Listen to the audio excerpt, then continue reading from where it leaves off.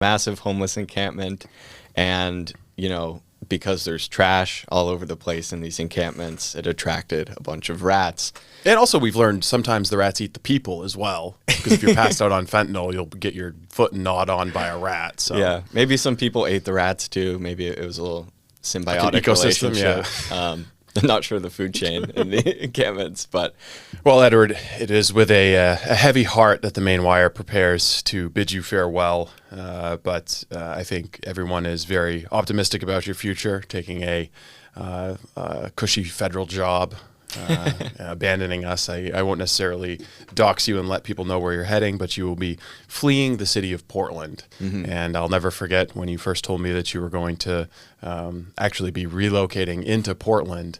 That I was excited to have a reporter who was going to be on the ground in a big city, but also a little worried about your safety. So I transferred you a firearm, which you fortunately never had to use, but I hope it was like a security blanket for you during your time in Portland. A couple times during some protests and tours of the homeless encampments. But it's with a heavy heart that I depart. I mean, I've had a great time working at the Maine Wire. And, it's grown so much over the past 2 years. I came on in May 2023. And, I mean, since then, it's just blown up in an unbelievable way. Yeah, and I think you were an indisputable part of that success. And your reporting, I think, in your short time, compared to some other journalists who have called Maine home, you easily became the best city reporter Portland's ever seen. Like, there were no other, when you arrived here, there were no city reporters just like watching city council meetings and posting video of city council meetings. So there's a lot of Portland lore and some history that would probably have just been lost, gone off into anonymity had you not been sitting there watching Kate Sykes defend needles on the streets, or that crazy woman talk about domesticated rats at the homeless camps. And if people don't know what I'm talking about right now, well, they're not following closely. The rats was a good one. On the reporting. If people don't know, there was a massive homeless encampment, and because there's trash all over the place in these encampments, it attracted a bunch of rats. And also, we've learned sometimes the rats eat the people as well, because if you're passed out on fentanyl, you'll get your foot gnawed on by a rat. So yeah, maybe some people ate the rats too. Maybe it was a little symbiotic like an ecosystem, relationship. I'm not sure the food chain in the encampments, but it caused a big problem because there were a group of hippies in Portland, as you might imagine, who believed the rats were domesticated rats based on their features, their color. And basically they were really worried that if they swept the encampment or did anything, that this population of rats would be, that they would die off, and that would be a really tragic loss. Well, the camp was swept, and you could just sit there with a camera and see the rats like darting across the now raised, and the earth was salted on the encampment, but the rats were still there, and they were talking about poisoning them. But these people wanted to advocate for rehoming the rats to go in there and I mean, just like refugee camps for rats essentially. But I think you captured the essence of Portland very well in your reporting and your coverage, and were able to put a spotlight on some of the crazier things that progressives in that city were trying to do. But you also live there, so I'm curious to know, have you seen any difference in the trajectory that the city's headed in? With for example, I was looking at some real estate records earlier today. There's a very popular restaurant in Portland. Just happens to be a Chinese food restaurant. They're selling. It's the weirdest thing. If you were a restaurateur or a business owner, would you be looking at Portland as on the rebound under Mayor Dion, or are you still thinking that there's some difficult times ahead for the city? Well, Mayor Dion definitely, I think, has his heart in the right place for the city of Portland. He was elected, I think, largely because of, public backlash from business owners and just regular sort of like suburban people who looked at the city and said, this isn't safe. Like, homeless people are sneaking into middle schools. There are needles everywhere. And, just public safety. There are machete attacks in Portland. It's like the zombie slasher. Yeah, the zombie slasher machete. So, I do want to say, because of that, there is a little glimmer of hope, I think, in that the leader of the city's policy-making body, which is the city council, has his heart in the right place. But there's only so much that he can do. It's a 9-member council, and you have 2 self-avowed socialists on there, and the rest of them might as well be, because they're not going to really go for any substantial change. You know, I think it's come down from a peak of terribleness. You know, back when that Harborview encampment was present, that was just a summer of the city going and sweeping encampments, and then it would move to another location. Yes. And these were not small encampments. These were like 150 tents, a lot of people. I mean, you saw it. It's like, it was like a literal city. Yes, there were little people. open air drug markets. They were like, drug festivals basically. Yeah. And you would see cars pull in, and some commerce would be done. Right. Yeah. Under the eyes were like of makeshift cops. business counters that they would set up, and you know. I mean, there was some actual hard construction. I think we saw a hibachi grill. There was at the Foreside camp when we put our cameras up over the fence. You know, because that was the one that had like the gated entrance. Mm-hmm. You know, you had to like pay a fee, a couple fingers of fentanyl to get through the door or something. They had a hibachi grill in there. I don't even have a hibachi grill, and somehow these guys got a hibachi grill. And at the Harborview one, there was a guy that had done an impressive feat of architecture, actually, with some pallets like building off the side of the hill. So some neat skills, although talent wasted. Talent should be wasted. working construction. You should have brought him over to your condo and been like, "Hey, will you build me a deck?" Exactly. So it did come down from a peak. From that, there's no massive singular encampment in Portland anymore. But just yesterday, in a smaller encampment, probably about like 3 or 4 people and tents, was swept, a couple blocks from me. And it was right behind a skate park and a playground and everything. And that area is really sad, because it sort of encapsulates what the problem is. It's like there's this nice suburban residential area where kids are playing and everything. And then literally directly adjacent to it, there's a homeless encampment where people are openly using drugs. There's prostitution. On one of my runs the other day, I saw someone openly engaging in prostitution under an overpass. What? How could you tell? Well, I don't want to get. Is this rated PG-13? Well, no. I mean, what were the signs? Like, how did you diagnose that this was prostitution? There are a group of people that live near that overpass in particular who live like out of vans and RVs. And the tents were near that as well. We call this people experiencing homelessness. Yes, there are people experiencing homelessness in an unhoused fashion. But there was a woman performing fellatio on a guy in a truck. So, yeah. Who knows? It could have been love. Could have been love. It could have been love. You never know. Yeah. They're probably they may be engaged. We don't know. True. It's the people experiencing homelessness, experiencing fellatio in a truck, experiencing sex work. Is probably is the new politically correct way to refer to that. Right. Yeah. I mean, there's been prostitution in Portland going back forever. I think the only question was this like trans prostitution? That might be the new dynamic, because we have seen quite a bit of that. It's like the capital of trans prostitution in New England. I guess, why do you, during your time in Portland, I'm sure, in addition to just observing and documenting the craziness, you had some time to think about why is this city the way you are? Like, why have things unfolded in Portland the way they have? You would think Maine's biggest city, lots of law firms, white collar professionals coming into work, strong real estate economy right on the coast, big tourism economy. You would think that given the advantages that Portland has, it would be a thriving metropolis, and yet it's not. Even liberals I talk with are getting ready to, they don't want to go into the old port. They're not going to go into the old port at, 8 o'clock at night and go to a restaurant or something. There's something like 12 or 15 restaurants have closed down. So it's like indisputably suffering economically and socially and culturally. So why? Why do you think that's happened? Well, I think in many ways it's similar to the illegal immigration issue. Portland is a magnet because of the services that it provides. It has the exchange. They call it the syringe exchange, where they, hand out 100 free needles. And I think people know that they can go to Portland and set up their tent, pitch their tent, and use drugs out in the open. and they might get arrested and released shortly thereafter, but probably they're just going to be left alone and left to do that, and they know they can. So when people know they can do something and face no consequences for it, then, it's a perverse incentive.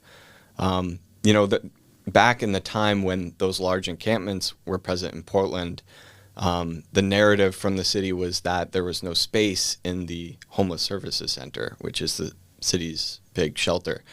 And, they expanded capacity at that shelter before they started doing the sweeps, and the sweeps proved to be very effective. So, it's sort of like how in California they they fixed all the homeless tents before the Chinese Xi president Jinping came. Yep. Yeah, they cleaned all the poop off the streets just like that. Yeah, it's actually a very easy problem to solve in reality. It's just a matter of will, really, and just not. I think, for some members of the city council, I think they have like an ideological opposition to ending homelessness because they view it as like fascist. If you listen to what they say, they're saying like these homeless people are our neighbors and they deserve respect, and obviously that's true. But look at how they're treating their neighbors. Mm-hmm. They're littering, they're throwing needles, they're robbing people. So, for a business owner, it's a big issue right now in Monument Square. The city has been getting a lot of complaints from businesses and residents in the city's downtown area. And, it's sad. It is sad because when the city, because, they have tried a lot of things in terms of like sweeping and expanding capacity at the homeless shelter. And I think there is some truth to what Kate Sykes recently said, that, there are policies at the county level and state level that, make it difficult for a city to respond effectively. Like what she said about the jail, that these people get arrested and then they're just released a couple hours later. Obviously, that's a very big problem. Didn't District Attorney Jackie Sartoris just talk about how she prosecutes all the time? She'll prosecute anyone who's brought to her. I thought that's what she said on a radio show recently. I mean, you're the Jackie whisperer at the Maine Wire. You've got a better relationship with her than I do. Yeah, I thought she was a hard, in previous tough on crime interviews, prosecutor. she has complained about the jail though, and said that she doesn't, the jail doesn't have the resources to hold people effectively. Seems to be holding people just fine for ICE. Yeah. And the narrative from Kate Sykes is that, all those illegal aliens are clogging it up so they can't arrest enough of the, drug users from Portland, which is an interesting argument for, socialists to make. It's like, she actually said the words, "This is not America first," which sort of blew my mind. It's like, oh, wow, okay. So it would be more America first to let the illegal aliens out and then arrest all the drug dealers. Arrest the drug dealers first, or we can do both. I think we can walk and chew bubblegum at the same time. It does seem though that there's this weird impulse to, on ideological grounds, prefer festering open air drug markets in a city that are just like a blight and a malaise and just like an externality for everyone around them. Right. It's misplaced compassion. And, the compassion should be placed on the people who are following the law and doing the right thing and don't, openly use drugs and then throw the needle on the ground. It's a little bit worse than misplaced compassion, though, because there's also enabling. There's a lot of enabling going on. Like when you move from a one-to-one exchange requirement, like needle exchanges are stupid and don't accomplish what they are said they'll accomplish. But when you move from a one-to-one exchange requirement, which means you bring in one dirty needle, you get one clean needle, it means like we're making sure we're not introducing a bunch of used needles that could potentially harm somebody into the environment. To a 100 to 0 policy for COVID, supposedly. This was Janet Mills' order, and then never return afterwards. And still to this day, it's like a 1 to 100 policy if they even enforce it. That can only be enabling. Like that is not something to mitigate the spread of bloodborne illness. And we know, just statistically, it's not working because there's a huge outbreak in Bangor related to one of the shelters, like County or cluster, one of the homeless camps and one of the needle clinics. There was a cluster of HIV and Hep C related to unit of drug users, and they were all patients of the needle exchange clinic. Right, all unhoused individuals, all getting free needles. Yeah. So, like, if your policy works, well, then why didn't it work for these people who had an unlimited supply of free needles? It didn't work for them. But anyways, not to get sidetracked, we were CC'd on an email thread by some business owners who were at the Marginal Way camp, which is another one that we visited. For people who haven't figured out by now, I think Edward visited more homeless camps than most of the homeless people. I'm surprised you could get profiled as a fentanyl dealer. You were visiting so many homeless camps. But we thought it was important to show people what was actually happening at these camps, because there were a big problem in cities. People cared about it. It was a quality of life thing. And so we went to Bangor, Sanford, Biddeford, Augusta, Portland, to document what was happening in these camps and talk to people and see what's their story, what can we learn about this issue that might be important for policymakers. And the Marginal Way one, we were CC'd on that. It was like one business owner there was just like giving it day by day, an hour by hour diary to all of the city councilors, and you'd be like, oh, there was a poop on the front the front step today and a machete. Yep. And one of the things that we learned from his chronicling of the problem was that if you take that like the city can give them needles and they can use them, and if they put them on the front steps of a business, the city can't go clean it up, because there's like some city ordinance that prevents them from using public resources on private property. Yep. So it's like you can introduce the crime and the pollution and the health hazard to a private business owner's property, but you're going to be like, well, I can't do anything now. Right. That's the one rule we are going to follow is exactly. That the city can't, like dogmatically. That is the one rule on private property to pick up that needle. Yes, we will not stray 1 foot outside of what the law requires for us to pick up that used needle that it's like a narco tyranny. We stole money from your paycheck to buy the needles and gave them to the junkies living in front of your yard for free, and then they used it and put it on your doorstep, but we're not going to come clean it up for you. Yeah. Even though it's scaring customers away and ultimately reducing our, tax collections and harming, the long-term health of the city, we're not going to come clean it up for you because there's a law. Yeah. Yep. Makes sense to me. That's like perfectly encapsulates the city of Portland, though. But, I kind of wish that you were here reporting for the Strimling years, because that's when a lot of the policies that they're now suffering through were set in motion, whether it's the New York Times article asking the entire continent of Africa to come to Portland because you'll be taken care of, which was a false promise, really kind of encapsulates socialism generally. But then some of the Green New Deal policies, limitations on business and development in the city, as well as the rent control ordinances, which you might not have seen. I feel like the rent control consequences aren't going to play out for maybe another 5 or 10 years as investment just flees the city. But you're definitely already starting to see that initial spike in rents that people got away with because they knew what was coming. Right. Yeah.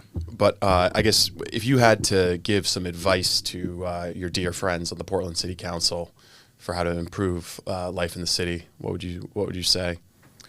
Well, I mean, for the homelessness issue in particular, I think the right approach would be to get a new district attorney in Cumberland County, someone who is... That's going to be harsh. Well, you've had a great correspondence with District Attorney Sartoris. We should say that she had some not so nice words to say about us in a radio interview with WGAN with Aaron Chadbourne, who was filling in. Yeah, I mean, just as someone who... Frequently, when there are arrests, I will go and look at their criminal history, and it becomes very obvious that there were countless opportunities for, the person arrested to be given a lengthier sentence or, to be put in some program which clearly they were not in. And, it's just a very obvious pattern. When someone has like 25 arrests in 2 years, and, under every charge it says dismissed by DA/AG, that that should be a red flag to people. I mean, it points directly towards Jackie Sartoris, who got $350,000 from George Soros to be installed in that seat and ran on a platform of restorative justice, which is like, that's her philosophy, is you don't arrest your way out of mental health issues or homeless camps. So to hear her talk about, prosecuting everyone who comes to her office, everyone who law enforcement brings to her office, I don't think that's totally honest or accurate. And also, I think there's a negative feedback loop where once the police officers see that these people aren't being prosecuted, they're like, well, why should I even arrest them? Mm-hmm. Like, why do I want to arrest them and go through the rigmarole of adding their 24th bail condition now that they've got 23 bail conditions? Right. Well, they're not even supposed to engage with them in many cases. As we reported on, I think like probably 2 years ago, there was that homelessness crisis protocol that came out of the state AG's office that basically said, here's a litany of crimes which we will not prosecute if the person is homeless. And it's like public urination, some low-level drug use, indecent conduct, disorderly conduct, what have you. These sort of quality of life issues which are rampant among the homeless population. And, like you said, when police see that, it's like, okay, their hands are tied. Yeah. Like why, I mean, well, first of all, you're told that your activity is supposed to be about prosecutions. Like when you're doing a traffic stop, you're following all of the constitutional law to make sure that everything's admissible eventually in court. Everything is geared around prosecutions and making sure that people are held accountable. And if you know that you're never going to get to that point, why get out of the car and risk getting stuck with a used needle?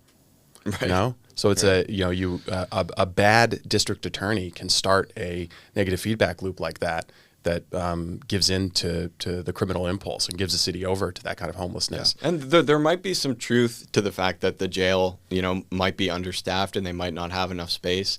What they should not do is do what the York County Jail did and hire a bunch of asylum seekers who then get arrested.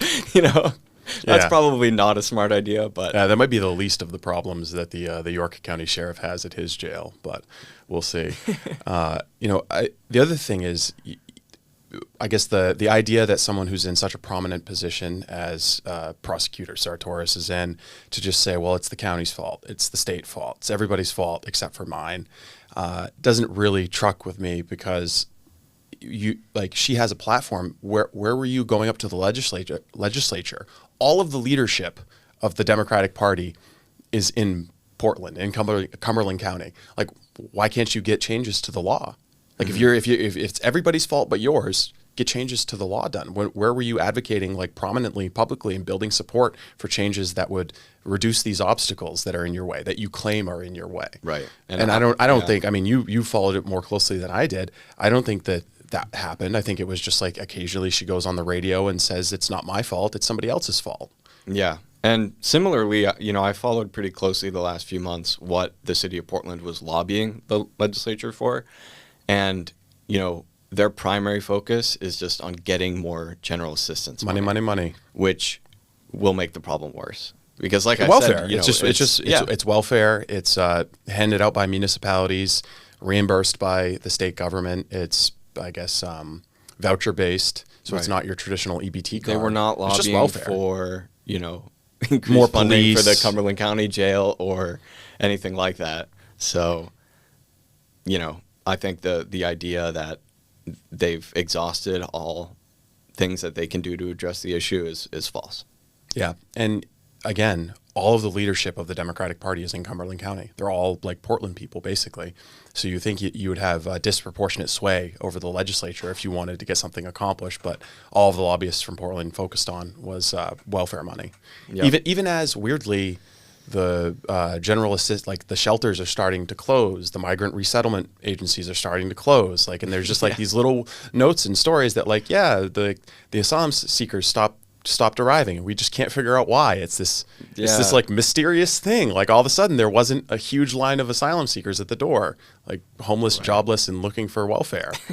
It's weird. I wonder what happens. Yeah, it's like the claim that like the asylum seekers are just like totally legal and everything's above board with them coming into the country legally is sort of belied by the fact that once Trump secures the border and starts cracking down on illegal immigration, it's like the well has dried up and now where are all these legal asylum seekers crossing through ports of entry totally legally? Where are they? Yeah, no, they just disappeared because it was always a lie. It was always a lie. The entire asylum seeker thing was itself like a fake word invented to be this gray it area. It is a little more of cumbersome to say aliens. like illegal alien who has delayed their deportation by making a defensive, bogus claim of asylum. Yes, you know, it is a little more. That cumbersome. would be more accurate. I think bogus asylum seeker, but even asylum seeker, you know, you're playing into the game. But that's what it is you sneak into the country illegally. Once you bump into law, you make a defensive asylum claim, and that puts you in this little gray area where you're just going to be stuck in a line that's like 4.5 million people long. So it effectively became a loophole. Yes, really, and not about asylum at all. Yes, because totally. When you have a court date in 7 years, you might as well not have a court date at all. And the other thing is they and Republicans are just as guilty of this. They said that we need to get rid of the 6-month waiting period for work permits for these people because like that's what's stopping them. Like that's just the 6-month delay. You know, if we got rid of the 6-month delay, they'd have like a job at Texas Scientific or something. That they'd have a job at the airport or whatever within 3 months once they arrive here. If only we had got rid of this delay that is supposed to discourage people from becoming bogus economic migrants. But the governor admitted when she submitted her budget proposal in January that there were like 5,000 asylum seekers who were work eligible but were on welfare and unemployed. Mm-hmm. So, well, if they're supposed to solve our workforce challenges, and this 6-month delay is a big problem, why do we have 5,000 of them who are still on welfare and work eligible but not taking jobs? Right. Good question. It seems like there's a disconnect there. And she said it was like she was ready to. Credit to her, she was ready to trim down the welfare benefits it was like $8 million in welfare benefits to this small group of asylum seekers who were, again, work eligible, not working, and receiving welfare. Proposals didn't get very far with Democratic lawmakers. But the fact that analysis was done at some point is kind of interesting. Like, I'd like to see the full analysis. Like, look, what about the Medicaid spending? What about the general assistance spending? I mean, in Portland, they don't even track how much general assistance is flowing to the asylum seeker population, so that you can't request those records. Yeah, but it's like they did in South Portland, right? The Portland DHS did put out like their annual report recently, and they do have some demographic breakdown on who receives general assistance. A lot of young people on there. Like 29 to 40. That's socialism. Yeah. That's socialism for you. You know, all the people who are doing really well in Portland don't live in Portland. You know, there might be some old families, living up on the hill in those houses that they've inherited. But for the most part, they're, comfortably 30 minutes out in the suburbs. But if they're working in one of those, lobbying firms or law offices making $1 million a year or whatever, they're not living downtown. Yeah, not if they can afford to move elsewhere. But you also, in addition to covering the city of Portland for us very well, the immigration issues, City Hall, the homeless encampments, which are really all just one issue, but you covered the State House, and I think it's safe to say that you're probably one of Rachel Talbot Ross's least liked people in Maine. Probably. I think you covered her very well, which, I mean, if people are watching this, they know by now that I think that the best thing reporters can be is hated by politicians. Like there should be an adversarial. Yeah. Like you don't want people to smile when you walk into the room. So having that adversarial relationship, I think, is good. But you came up with some very effective reporting about Rachel Talbot Ross. That the J School crowd at the newspapers weren't able to report on it, but I mean, she tried to legalize trespassing for homelessness. Yeah. And that was just to give an example. Medicaid for undocumented immigrants. There were a whole bunch of things that you reported on, and she quickly yanked them. And you also reported on the commission that she created. This was more of like a broad left-wing baby, really. We just called it the Equity Commission because the acronym Equity, is DEI it's the permanent. Commission, it's the permanent. Oh, sorry, let me try this. The Permanent Commission on Racial, Indigenous, and Tribal Peoples. Yeah, I think there's on the status in there. Yeah. Oh, on the status of on the status of racial. Well, yeah, something Just like a that. terrible, Something like terrible that. acronym. Yeah. These people are stupid. Like you got to Yeah. focus. You got to go to Washington D.C. Like when they have a bill that comes out, it's like the big beautiful bill. Like you need just well, and focus all their one you know, main graft commission. NGOs are named like the Prosperity Alliance. There you and, go. like, you know, Perfect. just Yeah, the like- Prosperity Alliance actually just like keeps people in poverty Yeah. and like has people living in slums, but it's okay. It's the Prosperity Alliance. Yeah. So tell us about the Equity Commission, the good work that this Equity Commission, that again taxpayers are forking over a couple $1 million a year to pay gender and women's studies grads and Africana studies grads to solve all of our problems. Yeah, well, the stated goal of that permanent commission is to, dismantle white supremacy in Maine. There's a lot of it I've noticed at the homeless camps. In rural Maine, there seems to be a lot of white supremacy. People living in trailer parks and dying young. That's definitely the alcoholism, biggest problem committing in the state, suicide. Yeah.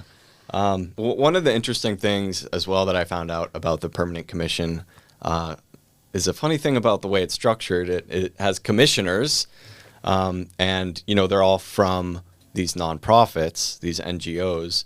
That NGO is a misnomer because they get all their money from the government, of course. And the funny thing about this commission is that it keeps handing out money to all of the nonprofits that it has these representatives from. So That's weird. That sounds one of the corrupt. biggest stories that I reported on pretty early on was that the permanent commission, overseen by Rachel Talbot Ross, gave a $12,000 grant to Rachel Talbot Ross's sister for a Black History Month event. And That's just $12,000 to your sister. You know what? It's a rounding error when it comes to the state budget. yeah, exactly. So one of my favorite memories as a reporter definitely is going to be confronting the commission with that fact, and then the fallout that came after that of them scrambling to develop a new conflict of interest policy. And So what happened? How did you confront them? Because they don't have meetings in person, as far as I'm aware. No meetings in person, all on Zoom. So I called into the Zoom and raised my hand, and I do not think they were expecting a question asking when they were going to put Rachel Talbot Ross on a 6-month leave of absence because she violated their conflict of interest policy, which didn't happen. Of course, they, rather than following the conflict of interest policy they had on the books, they chose to completely rewrite it to avoid any consequences. What was Rachel Talbot Ross's reaction in the moment when you asked that question? Well, we'll never know because she, as far as I'm aware, has never been to a meeting of the permanent commission. So I've been to probably 20, never seen her. There was at least a 6-month period where she didn't attend any meetings. So, do you think that this the Equity Commission has accomplished anything good? Now, regardless of whether like the amount of money that's being spent on the project and how it's being handed out to the NGO cronies, do you think that has it moved us closer to justice and racial harmony in the state? surprisingly, no. A couple reports a year. I don't think so. It has generated some good content for us. It has. Which is, well, which there is we a go. positive, Actually, so that might be a positive thing. if that was their goal, then yes. So another one that you reported on pretty closely was the Office of New Americans. Yep. Which God bless you for going and looking at Tarlan Amadov's Twitter account and picking up on the his rabid racism and religious bigotry, because I think the Office of New Americans is still limping out of the gate at this point. It's got no new Americans are no more asylum seekers are coming in because of President Trump, so they don't have as much of an excuse to inflate their budget. But also, you kind of revealed a little bit of hypocrisy, I would say, with the leadership, with the Mills administration.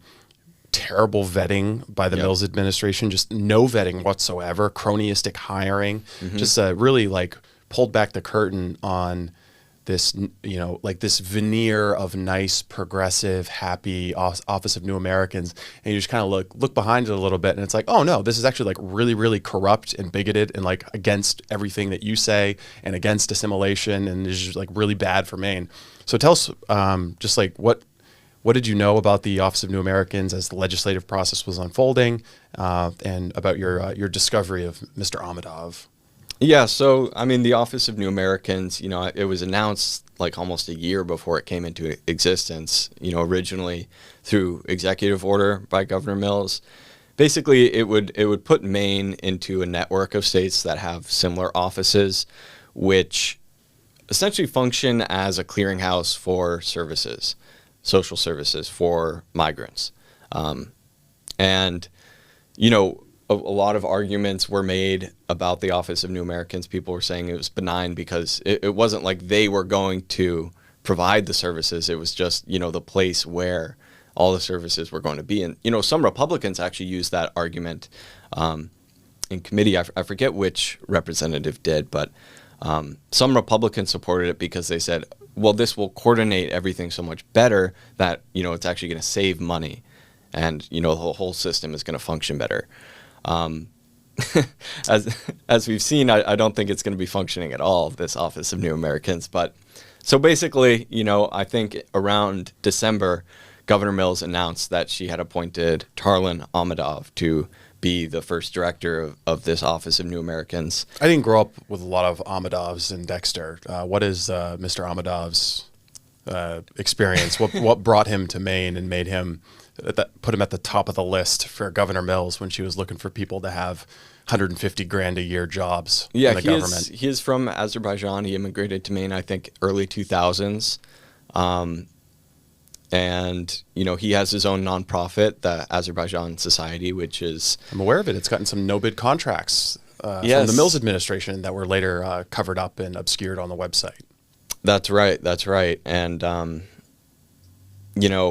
it's one of those diaspora groups that is, essentially a way to like avoid being an out and out foreign agent, but basically doing PR work for a foreign government.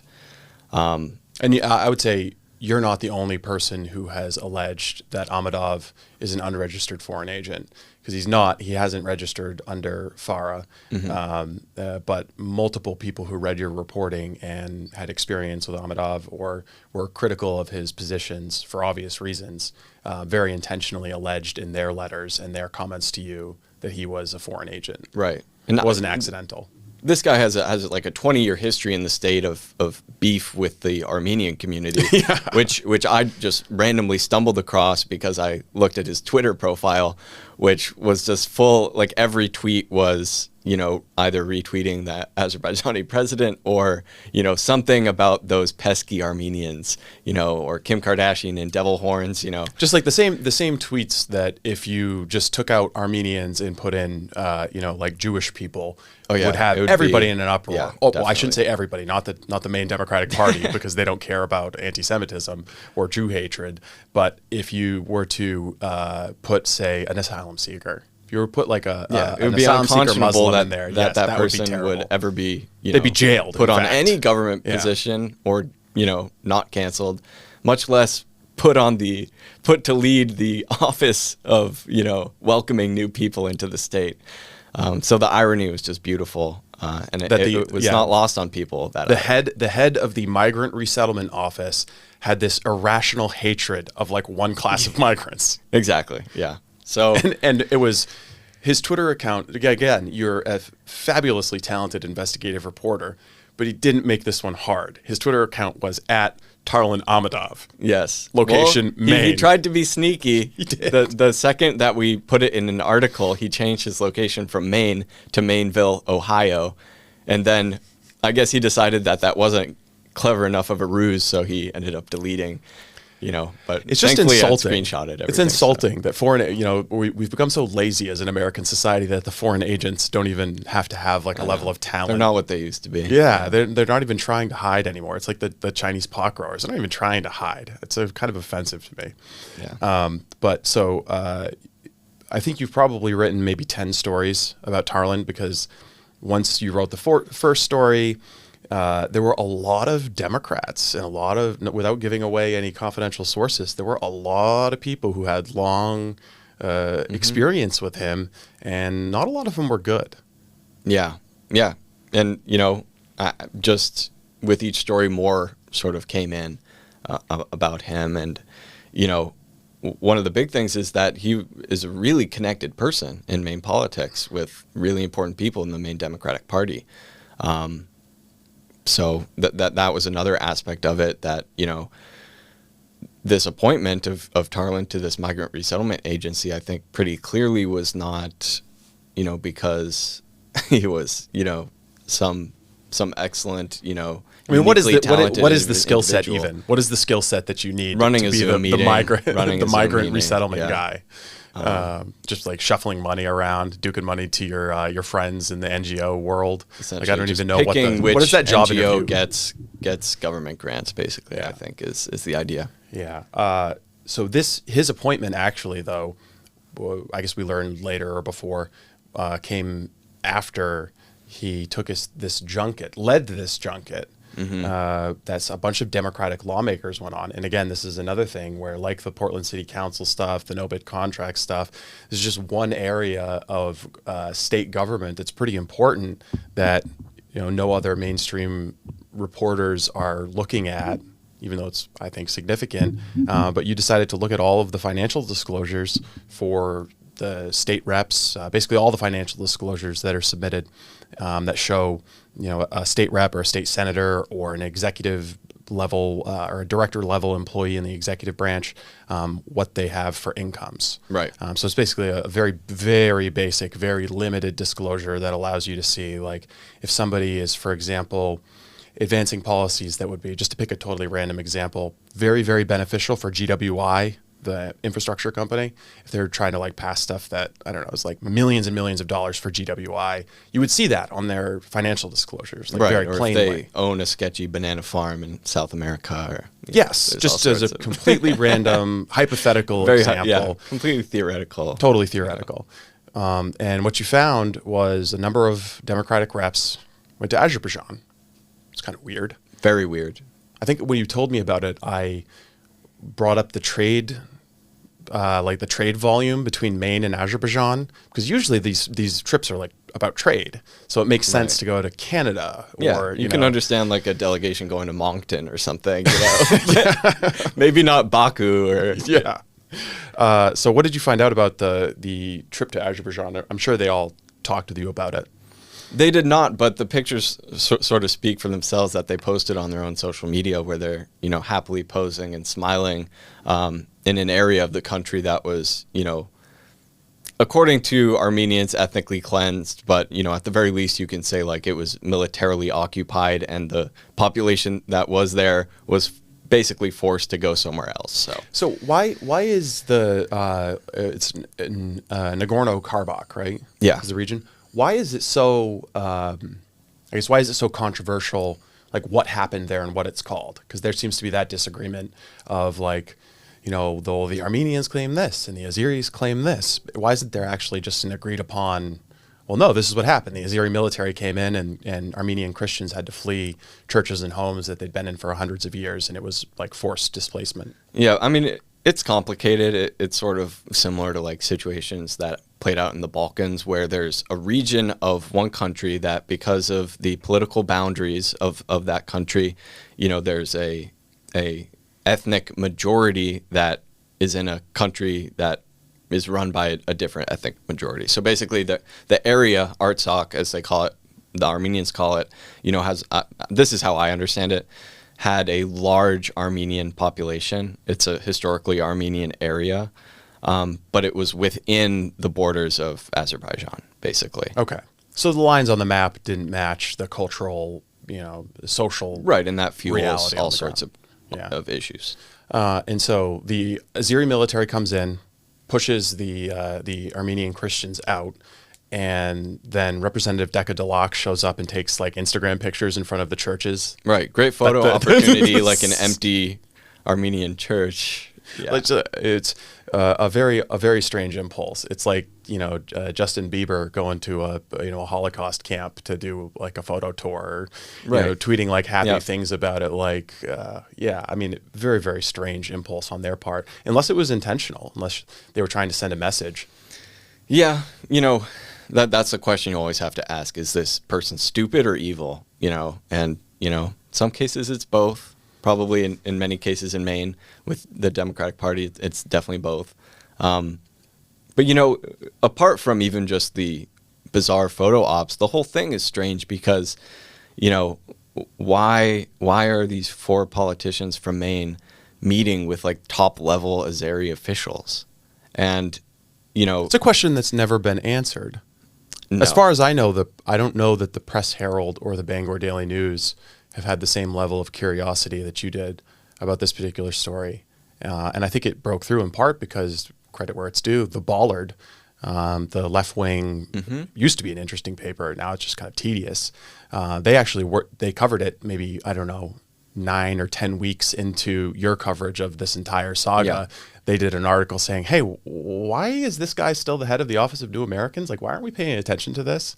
Yeah. Like, just like Well, hey, yeah, vibe like check, credit where like, credit why is due, why are because we doing this racist thing? It became so ridiculous, that even the Bollard had to be like, what is going on? Because, it was insanely weird for, these 4 politicians to go on such a lavish foreign trip. And who were the 4 that went on the junket?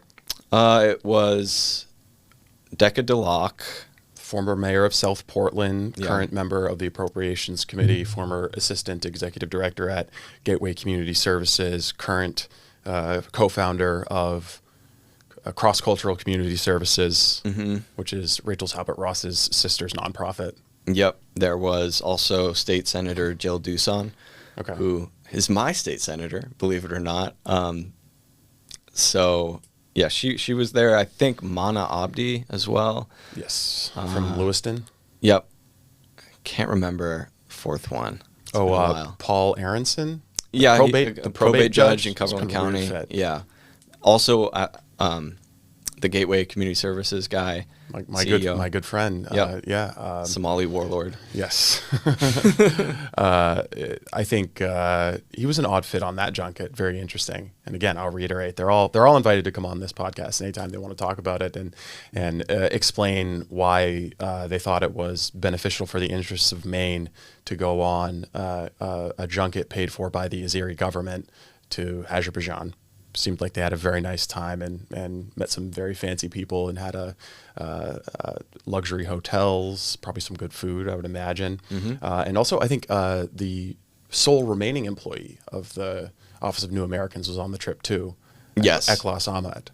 Yes. What's her right. story?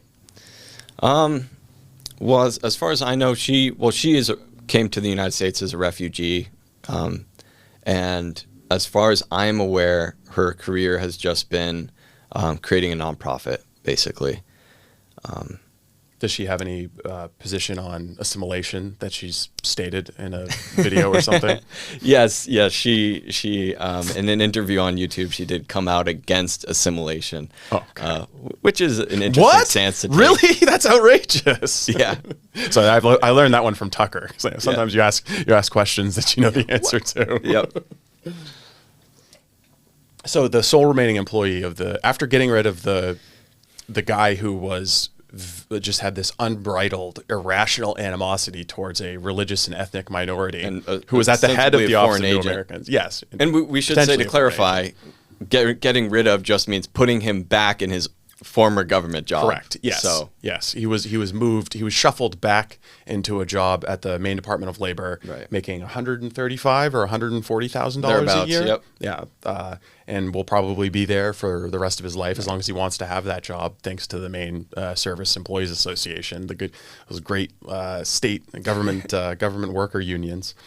So after this guy who's just got this crazy hatred of an ethnic minority is taken out of leadership of the group that's supposed to be helping ethnic minorities, their sole remaining employee is Eklas Ahmed, who is on the record as opposing assimilation. Right. Yep. And, I attended one of their meetings a couple months ago, I believe, and it seemed like Hannah Pingree was the one in charge, basically. Well, yeah, I mean, it was her baby all along. I mean, I think it's a kind of a double-edged sword for her because she's going to need to tout, 6 years being the policy genius behind Governor Mills, but she's also going to have to be like the policy genius behind Governor Mills. Yes. Yep. She owns everything that the Mills administration does, whether it's green energy or the failed migrant policies. But yeah, it was interesting to see them handle that one. That was a delicate issue. It's very bizarre though that it took them, 8 weeks to make a move like that. You weren't here for the LePage years, but if that had come out about a single person remotely connected to Governor LePage, it would have been front page news in the Bangor Daily News and the Press Herald until that person was removed. They would have it would have been like a proctology exam figuring out this person's history, like a everybody would be on board figuring out what was the deal with this person until they were gone. For some reason, didn't happen that time. I don't know. Not a lot of interest from the other news outlets. It's weird. I'm sure it's just something to do with lack of funding or something. Yeah. One of the other areas where you really specialized in finding stories, especially on slow news days, was the Controller's Office website for no bid contracts. In looking through that when Representative David Boyer had the legislation that would bring some transparency to that issue, which I think was allowed to become law by the governor, or maybe she signed it, I'm not sure. But that was a success that I think can be attributed in large part to your reporting on what was coming out of those no-bid contracts. But when the auditor's report and Boyer's bill brought a lot of attention to the no-bid contracts, and we went back to look at the archive of stories that you'd done based on checking the website at the right time to see that the no-bid contract was live there for this brief 5 or 7 day window for some reason when they make those searchable. You found a lot of interesting ways that the state was spending money through this no-bid process, which is inherently, I would say, corrupt, but there's less transparency and less accountability there. So tell us what you found with no-bid contracts. Well, as you might expect, just vast sums of money being thrown at very stupid projects. A lot of climate change related stuff that just has no clear connection to the climate at all. There were a lot of contracts for just pushing climate change education at schools, for example. One of my favorites was the Department of Education paid something like $30,000 for a happiness expert motivational speaker to come to one of their annual events, which, I'm not sure if the teachers are really sad if they need that. They should be sad because none of their children can read or write. What does it matter? It's not like they lose their jobs if they fail demonstrably year after year after year. Right, exactly. So I'm sorry, just to go back a little bit to the climate change education no-bid contracts. Why do you need it specifically to be climate change as opposed to just science? You would think it would fall under the umbrella of science. If you give them the scientific tools and scientific literacy, won't they naturally come to the same conclusion based on evidence? The problem with that model is well, first of all, it would allow people to think for themselves, which the government obviously does not want. Second, it avoids the giving of grant money to these nonprofit organizations, which I think really is the idea behind these no-bid contracts. Is they, someone has a friend in government, maybe in some cases, or someone in government is just aligned with the mission of the nonprofit, and they basically look for something to give money for. Look for a reason to give them, $20,000, $100,000 of taxpayer dollars. I think there's a lot of times the no bid contract money given to the NGOs or whatever comes back around and ends up as a political donation. I think there's a little bit of that going on, but I also think that there's lots of people in state government who have it at the back of their mind that they might need a soft landing in the NGO complex. So they want to be on record as having duked out some favors in case they needed a little cushy landing.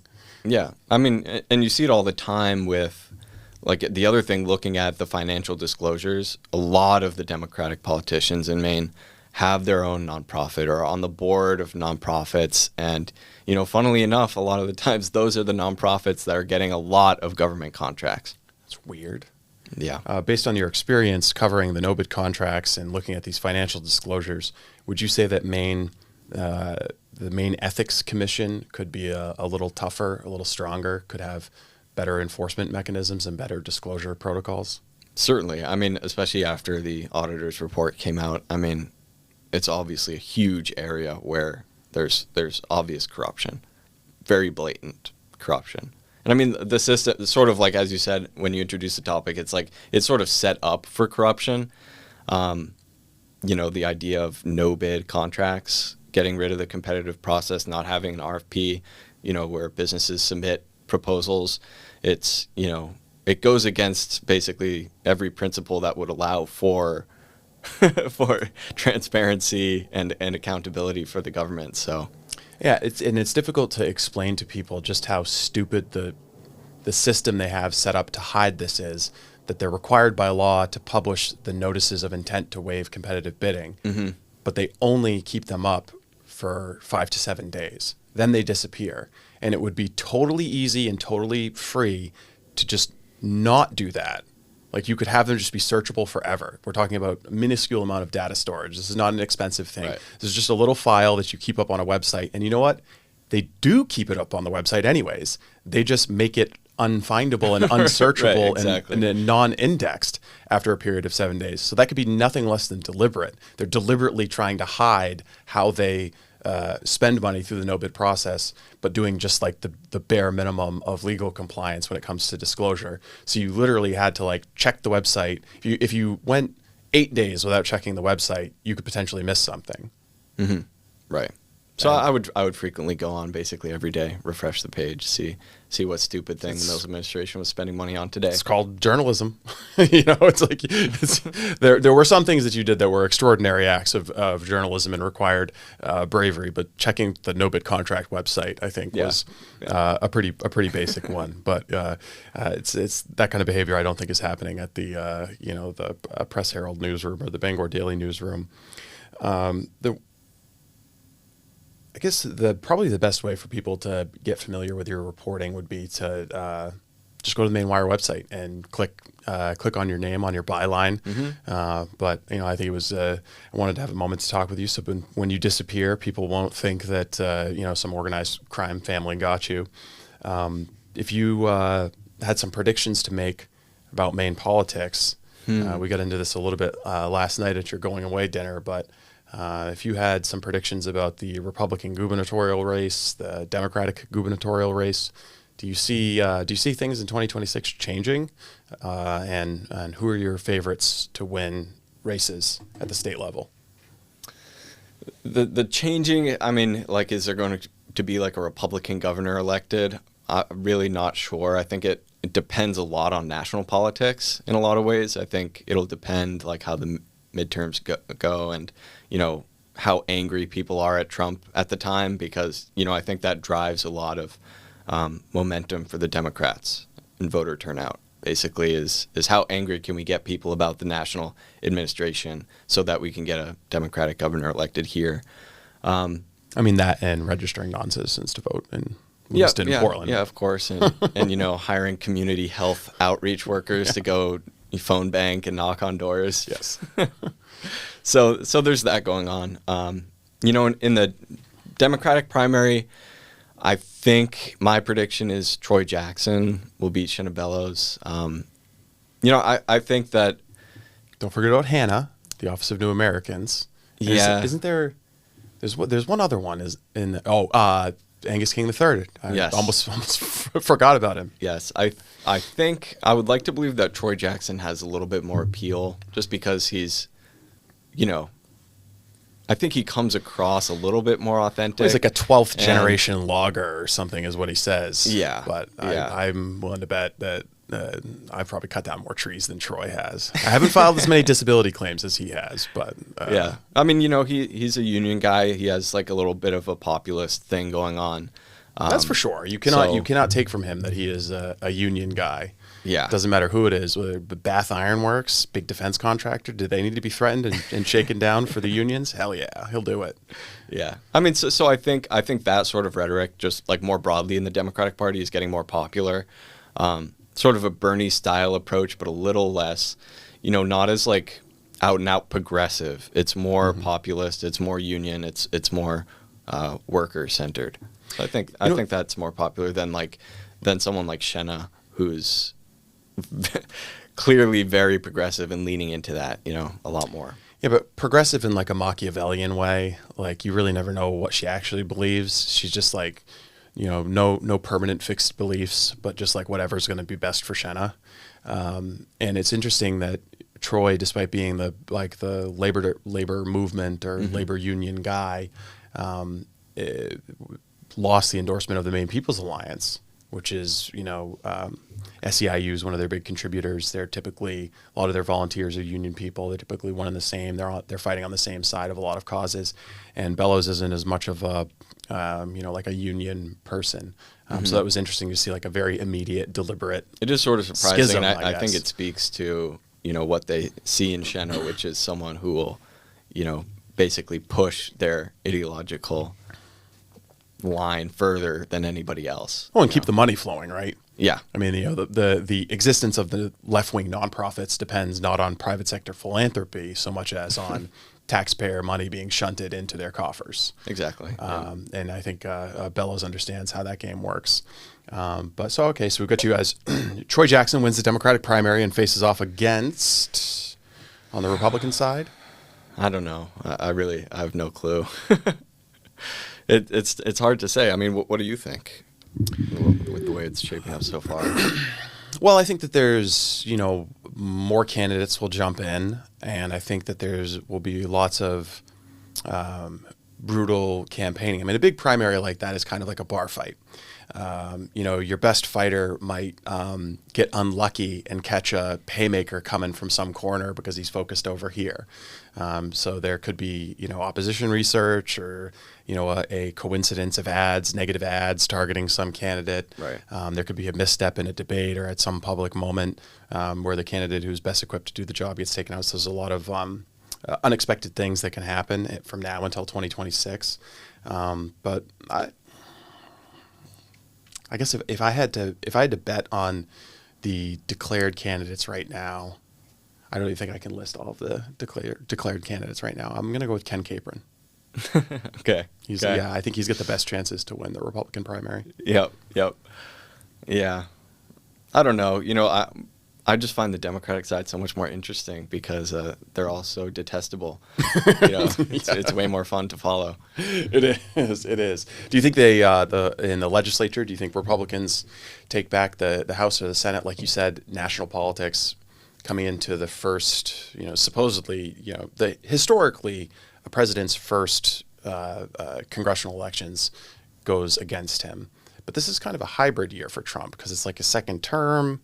So I don't know that logic or that pattern will still play out. Right. But there could be a lot of, populist backlash against him for various policies, events that, we can't even predict right now may transpire. And that does affect the state legislative races. But I think the Maine people, just taking Maine insulated from national politics, have seen, 6 to 8 years of just like unbridled progressivism. Like, you got it. Yeah. They did everything. Like, I don't even know what a progressive legislature promises to do. Like, Yeah. what policies? I mean, you've got like full term abortion, all of the transgender policies, all the transgender policies you want. I guess maybe it's like, we've got the 9-month abortions and the gender affirming care, and now we have to fight for that because they'll take it away if those dastardly Republicans get into office. Yeah. I don't even know what they campaign for, but it seems like the people of Maine are kind of like with the city of Portland having a little bit of a swing back towards not a conservative, but like a Democrat who used to be a cop, which I guess passes for a conservative in Portland. Yeah, definitely. I think there's a reasonable narrative to be told about the people, even some Democrats in Maine, saying like, maybe it's time for some just like mixed government. I don't Yeah. want like full blown Trumpism, but That's sort of why I maybe said just Troy like Jackson, slow this just shit down. because I think he comes across a little bit more moderate than some of the other candidates, even though I really don't think that's the case. But, I do think it's a possibility that Republicans either take back the House or Senate. Whether or not they would actually affect any change with that, I really don't think so. Well, that's the thing. I've always asked, how many Republicans would you have to elect to the House before you had a conservative majority, rather than just a majority of ours? That's the correct question to ask. It's like if you filled every single seat in the House and the Senate with Republicans, would you have conservative policy? I'm not totally sure that the answer is yes, but maybe I'm just cynical. Last thing I want to ask you about is the Epstein drama that we're in the middle of. It's crazy. Some crazy shit coming from the president. He was tweeting out. I don't know if you saw truthing. He's truthing out this week, talking about former supporters, and he's good to see him go. They're weak. Yeah. Blah blah blah. The And Democrat I get it. hoax known as Jeff Epstein. I mean, that's like the most ridiculous thing ever. What's going on here? Well, I always thought, that I always had a problem with the Epstein thing because it became a meme, the Jeff Epstein didn't kill himself thing. And it just became a thing that people said rather than people being like, oh, yeah, he didn't kill himself and he was running like a pedophile ring for the elites of this country. And, it's just sort of become like a catchphrase. It demeaned the severity or the reality of the allegations, that it was more like a pop culture joke. Yeah. There are a couple possibilities of what's going on with Trump.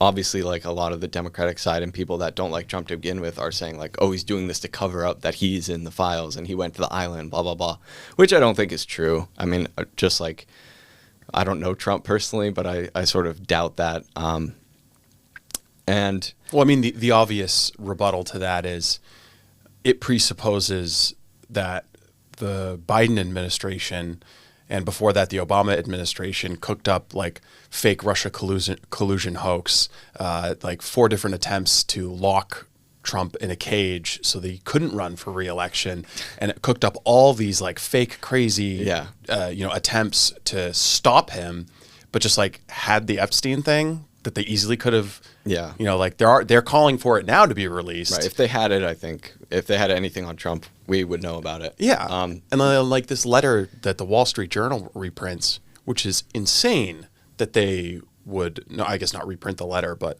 transliterate the letter. Totally insane that they would go with that with such, very, very poor substantiation, and Trump denying that it's him. Doesn't sound like his voice. It's very obviously not doesn't follow the pattern of his language. Mm-hmm. It's very, very weird. But yeah, I think the same thing applies to that Wall Street Journal thing, is that like, okay, so they had this for 10 years now and are just now releasing it. It seems strange. Yeah. I think anyone who's done like sort of a cursory look at Epstein and the whole history of it going back to like the 70s and the arms dealing and Les Wexner, and, there's so much depth to that whole story. It ties in with Iran-Contra and, all sorts of intelligence agencies. Yeah, Mike Benz and Liz Wheeler's podcast about it was excellent. Yeah, breaking down what was going on there, and it really is. But like part of what you're saying is like it's this very, very complex story, but at the same time, Trump is like, "Oh, this is old news. Don't pay attention to this." Part of it could be that it was Bill Barr that sort of covered up Epstein, and his father was involved in it somehow, wasn't he? Well, Bill Barr's father gave Epstein his first job teaching at, an elite private school, teaching math. Like basically, Epstein was a college dropout and he got like this amazing job, at an elite private school. And then he went on to Bear Stearns, I think, became basically like a money launderer for all these elites, made a bunch of connections, met some arms traffickers, and there's the whole like pedophile ring side. There's also like him being like a money manager for a lot of these people. And, I think that sort of gets lost a little bit, but All of this, by the way, has direct ties to the state of Maine. Senate Majority Leader George Mitchell, Bowdoin grad. He's in the Epstein flight logs multiple times. And I don't think has ever spoken publicly or given an explanation for why he was palling around with Jeff Epstein. And then Jess Stahl, the longtime trustee of Bowdoin College, was a JP Morgan banker who later became a Barclays banker, who it emerged in court documents was like Jeff Epstein's money man. It was like doing for Jeff Epstein what Jeff Epstein was doing for the elites to grow wealthy. Like, wire money to this like 19-year-old woman in Lithuania. Like, she needs $3,000. Don't ask questions. Yeah, and I think people know what was going on with Jeff Epstein. I think the public knows, and that's why they're so outraged, because this is very clearly an attempt to, pull the wool over our eyes. And I think people are really tired of that and don't expect it from Trump, who, when he first announced he was running in 2015, this would have been totally a ridiculous thing to even imagine that he would try to cover this up like this.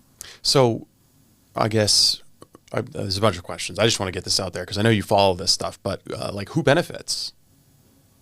Well, probably everyone on the list, which, I don't think it is. Well, I guess I'm saying, but who benefits from the scheme that Jeffrey Epstein was running? Like, it doesn't seem like it was just like, creepy sex stuff for the sake of creepy sex stuff. It was definitely blackmail. It was definitely blackmail. On behalf of who? I think, there are probably multiple intelligence agencies that were involved. The CIA, Mossad, Israeli Defense Intelligence, probably. I mean, those are all the ones that I've heard as well. But it seems like it's weird. It seems like that's a important question that everyone's like, no, don't. You can't ask that question. Yeah, I think more and more people are asking that question. Yeah. And, Trump being who he is and, his relationship with Israel, I think, is making people a little bit more sort of skeptical of that relationship, especially when he, Netanyahu visits the White House and then the next day Trump is calling the Epstein files fake is a little weird. Yeah, the timing is odd. But I've talked with, I don't know Dan Bongino. I used to schedule him to come on and talk on the Howie Carr show. Mm-hmm. So I've texted with him a little bit, but I know people who know him, and everyone says that he's a stand-up guy, and that like he was making boatloads of money hosting his podcast and needs the job of deputy director at the FBI like he needs a hole in his head. So if he quits, that's probably a sign that the whole entire situation just is worse than we could possibly imagine. But he's like, the canary in the coal mine kind of. When he comes out and says he killed himself, like, I've reviewed the evidence, it's like, yeah, what's going on here? So there's part of me that wonders if the Epstein material, the stuff that they have in that universe, is so valuable to the United States national defense, whether it's to preserve the stability and order of the country or because of the blackmail content that they have on people, that even people who are based conservative right-wingers are like, let's keep a lid on that. Like, you've got video of Xi Jinping doing what? Like, okay, let's keep a lid on that. Or maybe Epstein was like, I don't know, one of the scientists working on 0-point energy or something. Yeah, I mean, regardless, I think it's sad for me because I think this really damages Trump's legacy, and I'm not a Trump sycophant or anything, but in many ways, I voted for him in my first election I could vote in 2016. And, he's an incredible person, in my opinion, just in terms of his life story. And I think this is just very damaging and very sad to see.